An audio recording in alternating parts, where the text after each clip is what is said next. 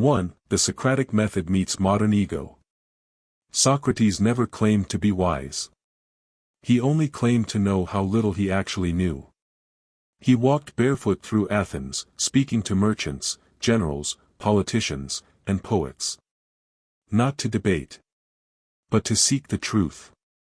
He wouldn't start with condemnation. He'd start with a question. And that's what we'll do today. 2. What is a real man? Andrew Tate often claims to embody the ideal of masculinity, strength, wealth, dominance, confidence. Socrates, sitting across the podcast table, would lean forward slowly and ask, "What is a man?" Not a rich man. Not a powerful man. But what does it mean to be good as a man? Tate might reply with traits: provider, protector, leader. And Socrates would nod, and ask again, but is a tyrant who provides still good? Is domination the same as virtue? He would carefully peel away each assumption, until only one thing remained. Virtue. To Socrates, being a man meant being just, wise, courageous, temperate. Qualities of the soul, not the bank account. He might say, the body may be strong, but a weak soul is easily corrupted. 3. On wealth and materialism. Tate flaunts his wealth. The Bugattis.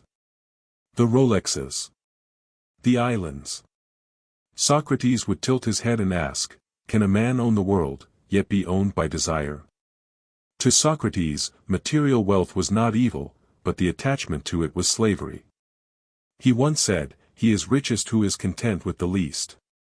To Tate, luxury is freedom. To Socrates, needing luxury is bondage. And so he would ask, if your happiness depends on what you own, can you ever be free? 4. The illusion of power. Tate projects strength, dominance, control. But Socrates had seen this before. He debated with men who thought they ruled the world, only to show they couldn't even rule themselves. Socrates believed that true power begins with self-mastery. He might ask Tate, can a man conquer nations if he cannot conquer his anger? Socrates knew that outward control means little if the soul is in chaos. He would ask, is it better to appear powerful, or to be at peace? 5. On influence and responsibility. Andrew Tate is influential. Millions listen to his words. Some are inspired. Others are disturbed. Socrates was sentenced to death for corrupting the youth, yet all he did was ask questions. He would see the irony. And then, gently, he might ask, what are your words teaching? Are they building better men, or feeding their fears? Socrates would not attack Tate. He would challenge his purpose.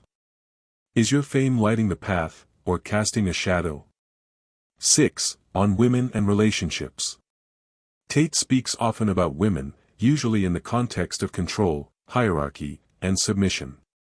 Socrates, whose own personal relationships were far from perfect, believed that love was a mirror, a tool for self-knowledge. He followed Diotimus' ladder of love. From physical desire, to emotional connection, to admiration of the soul, to the love of truth itself. He might ask, is she a trophy, or a teacher? Is love a battlefield, or a bridge to understanding? To Socrates, the point of love wasn't possession. It was transformation.